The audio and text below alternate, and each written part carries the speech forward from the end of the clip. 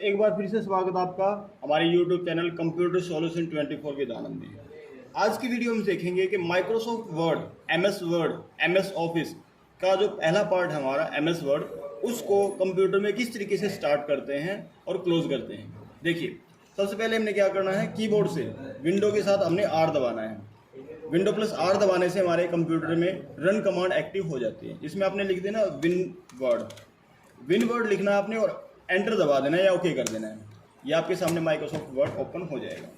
इसमें हम चलते हैं सबसे ऊपर की तरफ। सबसे ऊपर की तरफ हमारे सामने है, हम इसके आइकन्स के बारे में जानते हैं। आप सबसे ऊपर की तरफ जैसा मेरा माउस का एरो हिल रहा है, इसको आप देखिए, इसमें सबसे ऊपर लिखा हो डॉक्यूमेंट 1। ये होता है हमारा टाइटल बार। टाइटल बार में हमारे सामने यहाँ पे क्विक एक्सेस टूल बार भी होता है, एक ऑफिस बटन भी होता है जिसमें आप new, open, save as commands को एक्टिव कर सकते हो यहाँ से। इसके राइट साइड में मिनिमाइज, मैक्सिमाइज और क्लोज के बटन भी आपको देखने को मिलेंगे, जिससे आप मिनिमाइज करना चाहो तो आप मिनिमाइज कर सकते हो। आप इसको फिर से खोल सकते हो यहाँ से। इसको मैक्सिमाइज, मिनिमाइज करना चाहो तो इस बटन का भी इस्तेमाल कर सकते हो और क्लोज करना चाहो तो आप इसका इस्तेमाल भी कर सकते हो। अब हम चलते हैं थोड़ा सा नीचे।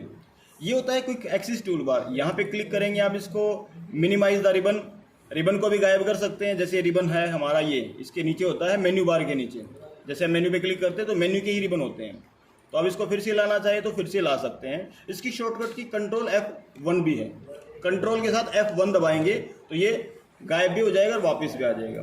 अब हमारे सामने है menu, home, insert, page layout, reference, mailing, review और व्यू। ये सारे आपके मेन्यू हैं।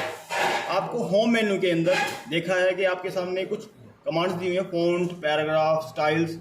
ये इनके टाइटल्स हैं। जैसे फॉन्ट का टाइटल, ये फॉन्ट की सारी कमांड यहाँ है, पैराग्राफ की सारी कमांड यहाँ है। हमारे सामने कुछ स्टाइल्स भी दिए हुए हैं, इधर क्लिपबोर्ड भी दिया हुआ है और इधर एडिटिंग में फाइंड रिप्लेस की कमांड्स भी अवेलेबल है। इससे थोड़ा सा नीचे आते हैं रूलर। इस रूलर का भी काफ़ी खास इस्तेमाल होता है। यहाँ पर हम टैब की सेटिंग लगाते हैं। जैसे आप यहाँ पे कुछ लिखोगे और आपको एकदम से थोड़ी दूरी पे जाना हो तो टैब दबा दें, यहाँ पे क्लिक कर लें। एक्चुअली ये टैब से इस पर हमने क्लिक किया और ये हमारी यहाँ पे एक टैब की सेटिंग लगी। अब जैसे ही आप टैब का बटन दबाएंगे तो आप डायरेक्ट उसी के नीचे पहुँच जाएंगे। इस एल जैसी शेप को हम लेफ्ट टैब बोल देते हैं। इसको हटा देते हैं तो वापस हमारा डाटा वहीं पहुँच जाएगा जहाँ पे हम थे। इसके साथ हमारे सामने एक साइड में भी एक रोलर होता है, हॉरिजॉन्टल रोलर, और टॉप में जो होता है वर्टिकल रोलर। स्क्रॉल बार भी होते हैं हमारे सामने। इसमें मूव करके हम किसी भी डाटा को ऊपर से नीचे मूव कर सकते हैं। इसको स्क्रॉल बार बोल देते हैं। इसके थोड़ा सा नीचे आ जाते हैं, ये देखिए हमारे सामने इसको बोलते हैं स्टेटस बार, जिसपे लिखा हुआ पेज 1, वर्ड, कौन सी लैंग्वेज यूज की है और किस किस प्रकार के व्यू। और हमारी जो पेज का जो साइज है या हमने जूम साइज जो कर रखा है वो 87% है। आपको इस पेज पर कुछ टाइप करना होता है, जिसके लिए आपको बहुत ज़्यादा टाइपिंग करने की जरूरत नहीं है। पैराग्राफ को लिखने के लिए हमें एक फॉर्मूला लगाना होता है। देखिए फॉर्मूला आपको थोड़ा जूम करके दिखा देता हूँ। इसके लिए equal to RAND bracket start and close. जैसे आप इसको एंटर करोगे, ये लिखने के बाद इसको आप ध्यान से आपके दिमाग में बिठा लें, equal to rand bracket start and close, enter मार देंगे। जैसे हम एंटर दबाएंगे ये आपके सामने 3 पैराग्राफ देगा। इसको कंट्रोल Z कर देते हैं, पीछे चलते हैं। अब अगर इसकी ब्रैकेट के अंदर 3 पैराग्राफ आए थे, अगर मैं लिखता हूँ 1, तो केवल एक ही पैराग्राफ आएगा। ये देखिए, इसके अलावा और नहीं आएगा, एक ही पैराग्राफ और उसमें कुछ वर्ड्स। अब अगर आप इन वर्ड्स को सिलेक्ट करते हैं तो देखिए बिल्कुल स्टेटस बार में नीचे देखिए मेरे हाथ की उंगली के साथ, इसमें 10 वर्ड जो हमने सेलेक्ट किया हुआ है, ये केवल 10 वर्ड दिखा रहा है। और टोटल वर्ड कितने? 53 वर्ड टोटल हैं और 10 वर्ड हमने सेलेक्ट किए हैं। तो स्टेटस बार आपको के पेज के बारे में बताता है, उस पर लिखे गए वर्ड्स के बारे में बता देता है, कौन सी लैंग्वेज यूज कर रखी है, ये सब बता देता है। तो आप इसके अंदर जिस तरीके से लिखोगे ये आ जाएंगे।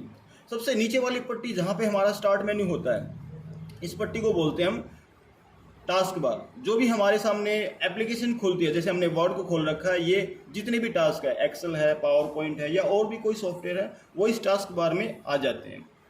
यहाँ हमारे सामने राइट में ये होता है नोटिफिकेशन एरिया। राइट साइड में, लेफ्ट में होता है स्टार्ट मेन्यू, राइट में होता है नोटिफिकेशन, और कुछ छोटे से आइकन होते हैं जो हमें बता देते हैं कि हमारे पास क्या क्या चीज़ें इसमें एक्टिव हैं। ठीक है, तो हमने देखा कि इस तरह से हमारे पास जितने भी मेन्यू हैं, मेन्यू बार है, रिबन है, रूलर है, वो किस किस जगह पे अपीयर हैं। इस वीडियो में हमने देखा कि आप अपने पेज पर किस तरह से आप एक फॉर्मूला लगा के डाटा लिख सकते हैं।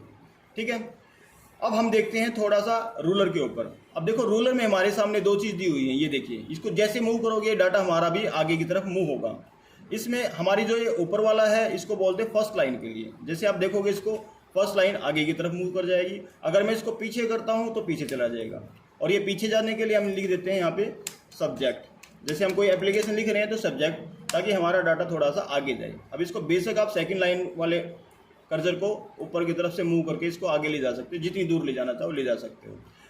लेटर या एप्लीकेशन में जब आप सब्जेक्ट लिखते हो तो आप इस तरीके से सेटिंग करते हो इसकी, ठीक है। इसको राइट साइड से भी मूवमेंट दे सकते हो। राइट साइड में आपको कहाँ तक अपना डाटा रखना है, आप इसको वहाँ तक लास्ट तक ले जा सकते हो। ये छोड़ रखी इन्होंने जगह, आप चाहो तो इसको कम और ज़्यादा एडजस्ट कर सकते हो। इसको अकेले भी खींच सकते हो और मार्जिन को साथ लेके भी चल सकते हो। ये दोनों साइड से होता है, लेफ्ट साइड से भी और राइट साइड से भी। तो देखा आपने किस तरीके से हमने रूलर पे अपनी सेटिंग लगाई। इसमें आप इसकी सेटिंग के साथ साथ टैब की सेटिंग भी लगा सकते हो, ये सारा कार्य करता है। टॉप में भी आप इस डाटा को मूव कर सकते हो, यहाँ से आप इसको मूव करके ऊपर की तरफ ले जा सकते हो। थोड़ी बहुत जगह छोड़नी पड़ती है हमें, लेफ्ट में भी, लेफ्ट साइड में भी जगह छोड़नी पड़ती है, राइट में भी जगह छोड़नी पड़ती है, और टॉप में और बॉटम में भी। चारों तरफ से आप जितनी चाहो उतनी जगह मैनुअल तरीके से छोड़ सकते हो, ठीक है। इसके बाद यहाँ कोने में दिया ऑफिस बटन। इसमें न्यू, आप किसी भी नई फाइल पे जाना चाहो तो वो भी जा सकते हो। ओपन करना चाहो किसी सेव फाइल को तो ओपन कर सकते हो, आप ओपन कर सकते हैं।